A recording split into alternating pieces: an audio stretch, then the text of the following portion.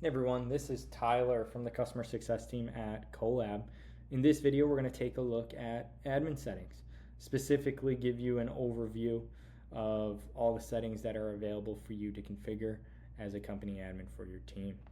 Now to get started, you'll need to access the settings, and you can go to the bottom left of the left-hand nav bar and you'll look for your initials or your profile. You will see a settings in admin option here as long as you are already set as the admin. If not, you will need to get those privileges from your existing company admin. So once we click those, it'll take us into our admin page as you see here, and you can work through all of the different settings on the left hand side. We'll start from the top and we'll go down. So first off, we've got our general admin settings here. Our first option is to set a default company role. This will default as our default, which is just the team member role. But as you establish custom roles, assuming you have that in your CoLab package, you can select those custom roles here as well. What this means is that any new user that is given a seat or added to the company will be assigned this role and the permissions that come with it. So you may want to restrict what new users are able to do. You can do that by setting this company role. We have some data that is available for your export. If you want to export file or feedback metadata, this is one of many places you can do that. You also have the options on the track side as well. If you're a team that uses packages, aka a collection of files organized into a bundle for your review, you can set some package permissions here. When this is turned on, it will give full access users within the workspace the ability to edit those packages, meaning they may want to add files to the package or add deliverables to the package. That may be something you want. If you don't want them to do that, you can toggle this off, and only the workspace admin and the package creator can modify those packages. Feedback. All right, there's one setting here: delete feedback in portals default behavior. So if this is turned on, delete feedback in the workspace will enable by default when creating a portal. What this means is that if you're working with a supplier in a portal, and they create feedback on your design because they're evaluating manufacturability, for example, and then they delete that feedback. If this is enabled, it will delete that feedback in the workspace as well. If this is turned off, then that feedback will still exist in the workspace but be deleted in the portal. So it's a matter of traceability. If you want to see everything even though they've deleted it, you want to keep this off. If you want to eliminate noise, and if they delete feedback that they own and you trust them, then you can turn this on. Feedback types. So again, certain packages of CoLab allow you to create custom feedback types. You may have an issue type, you may have a build issue type, you may have a comment or a lessons learned type. Well, here is where you can go and create those different types for your different use cases in CoLab. You'll hit the create feedback type button to go ahead and do that, and we can go and edit the types that have already been created. You can archive types as well and see what's been archived, and then you may want to create custom fields for those types, right? If you have specific properties that you use to manage issues or cost savings ideas, you can create custom fields to add to those types. All right, reviews. We allow you to automatically close reviews when everyone's approved it, so this helps with some automation. Now you may want to, if you're a new user of CoLab, you may want to turn this off to get a feel for things first. So reviews aren't just automatically closed when you don't want them to be closed, but once you get a feel for your process, this is a good thing to turn on. And then this may not be available to you, but if you're interested in AI generated review summaries, you can have the option for that as well. If it's not visible, you can always reach out to your CSM and ask about this. Now we get a little bit more tactical, right? Your teams that you're supporting will all have checklists. The checklist will help guide them on what needs to be checked off or satisfied as parts of each review. Here is where the team can go and design checklists and give them to you as the admin to upload. So you can see here, we can rename or view these, but here's what a checklist looks like. All right. And the checklist, to create it, you'll just need to upload a CSV file that has 2 columns, one for the title of the check, one for the description of the check. Okay, that's all that's needed. So if we look back and view one of these, you can see file name format is the title, and then here is our description. Okay, so we'll auto format that into that checklist format. Tags. Tags are a great way to categorize issues, meaning 6 months down the line, you may want to know what type of issues is causing your team the most trouble. Well, with tags, as issues are created, you can tag them into specific categories like assembly improvements or DFM, and then down the line you can see and do some reporting using our insights tool. 50% of our tags fell within DFM. It's a good way for you to see what areas need some continuous improvement or enablement, so you don't see so many issues come up. To add tags, you can just enter tags here, and if you want to select some as quick tags, meaning they come up and are the most visible, you can check these boxes and you get 10 of those. All right, so that's the general section. Let's continue moving here. Then we've got our user management table. So as an admin, this is one of the big roles of the team, is to manage your user base. Okay, so we can create users from here. This isn't the only place to create users. You may want to give your team the ability to invite users in their project as well, which will auto provision accounts. But you can see your license utilization against your max. You can sort this by status, type, and date. But then we can go into our users here. And you can see we can go and deactivate. This will temporarily deactivate an account that is no longer needed. We can reset MFA and we can edit as well. I like to encourage teams to put their role, like their actual company role, sorry, not this company role, but like mechanical engineer or manufacturing engineer, in their last name. That way when teams are doing reviews, you can see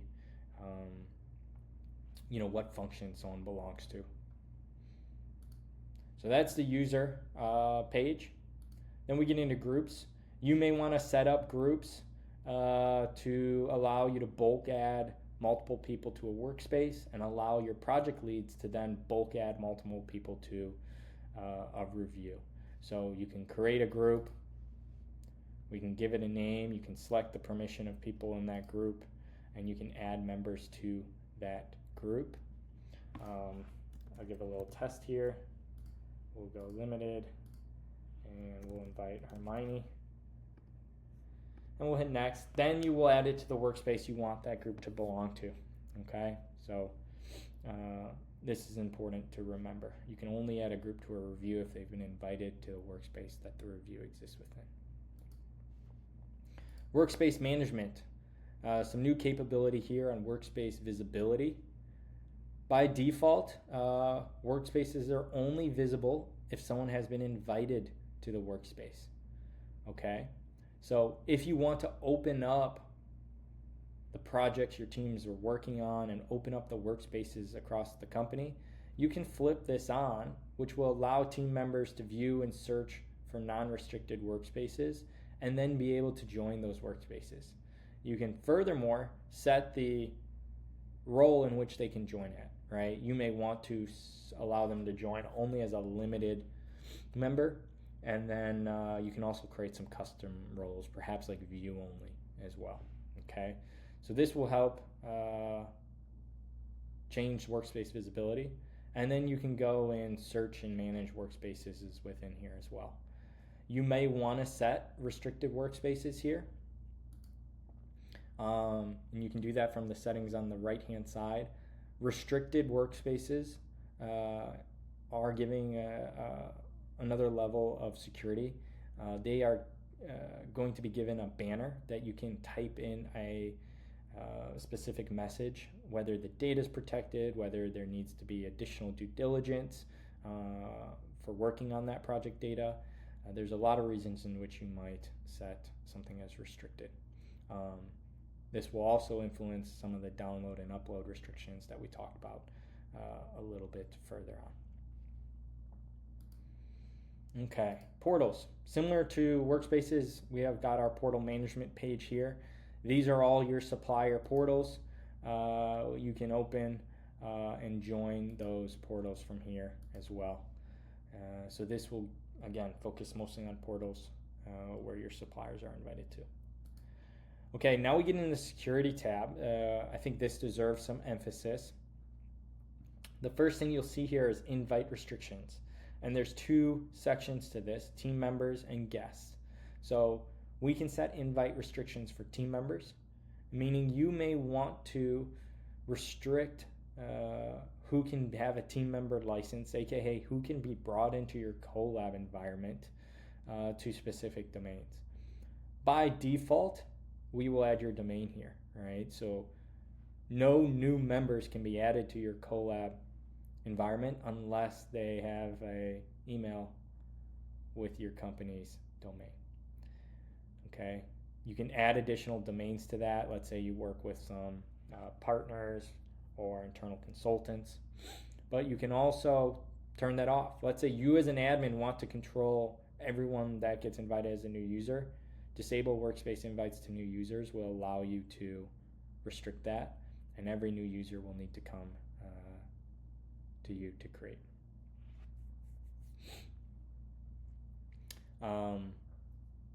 And then you can open it up as well. So we have the same sort of domain restriction available for guest. You might use this if you have approved suppliers and you don't want to invite anyone that's not on that list, so you can add those domains into this invite restriction list. Upload and download restrictions. Okay, so upload restrictions, aka what data can come into CoLab. By default, it will be integration uploading not enforced, meaning folks can manually upload data to their workspaces. There's an option here, integration uploading enforced for restricted workspaces. So this is an example where those restricted workspaces come into play.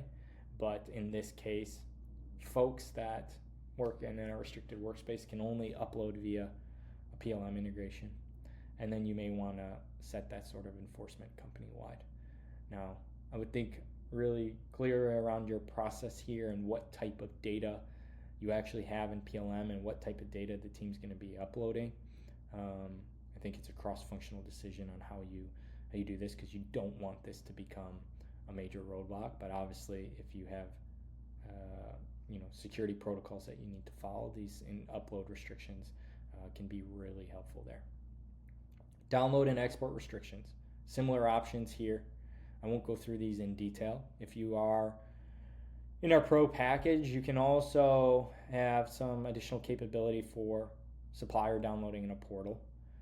So if that's turned on, you can also take a level deeper and indicate what type of file format you want them to be able to download. You may not want to give them the native file format, and you may only want them to have a simplified derivative like STEP or JT.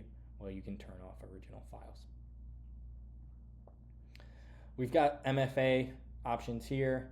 That won't be applicable with SSO. We've got session management and audit logs as well. Okay, so that's the security tab. Next, we get into roles and permissions. So here's where you can create some custom permissions for your team. So let's take a look at that. We go to new role, and there's three types of role. One at the company level, one at the workspace level, one at the portal level. So the company level, let's take a look at here. At the company level, you can alter whether folks can create workspaces or workspace folders, okay? So there's not a ton of granularity here, but you may want to turn this off for all new users and give this, team member viewer role or something like that. Okay, that way workspace creation and workspace folder creation is restricted just to leads or managers or something of the sort. Okay, roles within workspaces. This is where most of the granularity is, right? A workspace is where reviews are done, where feedback is added, where issues are addressed. So you can see here we have a lot more functionality around, within files, for example. Can they download or edit or delete files? For feedback, can they create feedback? Can they edit feedback? Can they add comments? So there's a lot here you can customize based on your team's process and goals. And then lastly, within a portal, right? What are your suppliers able to do? So that's the custom roles and permissions. Now we're getting into integrations. So our Jira and PLM integrations are all listed here in addition to our SolidWorks integration as well. If you need more information around these integrations, you can always go to help and then go to our knowledge base. There will be some integration articles in there. But from here, you can download our admin guides, user guides, release notes, and download the build for Linux and Windows. Okay, on the Jira side, it's a little bit more straightforward. There's another article here in our knowledge base, but this will allow you to send feedback over to Jira as specific objects in Jira, whether that's issues or tasks, etc., for you to manage those there as well. And then lastly, we have access management. This is for those in our scale package. You may want to set attribute-based upload controls. So exclusivities and restrictions around what type of data can come into CoLab. Exclusivities, the data must contain one of the specific attributes here for it to get into CoLab via an integration. Restrictions will restrict any of the data with the following attributes from coming into CoLab. So as you can see here, we have some examples with ITAR and other specific data controls. And lastly, something that's available to all users but worth you knowing as an admin as well, everyone can edit their profile, name, username, job title, phone number.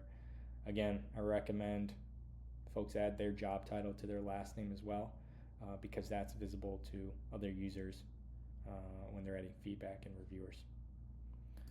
Notifications, we have email and in-app notifications. Each user can come in here and create the preset that works for them. So if they want to reduce the noise, they can turn some of this off, but we recommend folks stick with this to start or add additional notifications to start, and then trim down once they have a better feel of what triggers they need to get their work done. All right, folks, well, that is our overview of the admin settings. As always, you can take a look at our knowledge base or reach out to your customer success manager for help in applying these and setting up the proper configuration for your team. If you run into issues or bugs, you can submit a ticket via help, contact support, or send an email over to support@colabsoftware.com. Have a great day.